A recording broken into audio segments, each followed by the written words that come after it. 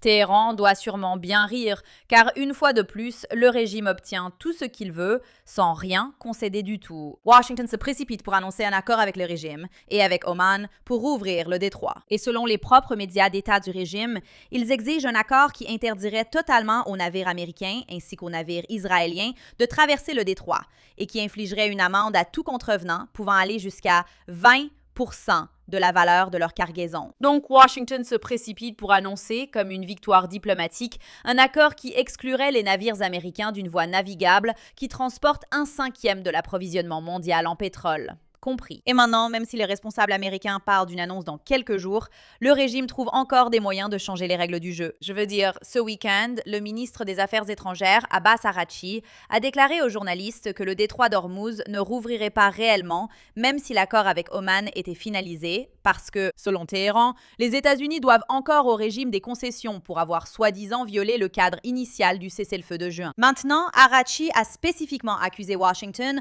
de saper le contrôle de la République islamique sur le détroit en essayant d'établir sa propre route maritime alternative, quelle horreur, dans des eaux qui bien sûr n'appartiennent pas à l'Iran. En d'autres termes, le régime exige que les États-Unis cessent d'essayer de protéger leurs propres intérêts maritimes dans un détroit que l'Iran ne contrôle même pas entièrement et présente l'intérêt personnel américain comme une promesse non tenue envers eux. C'est pourquoi on ne négocie pas avec le régime islamique ou les gardiens de la révolution.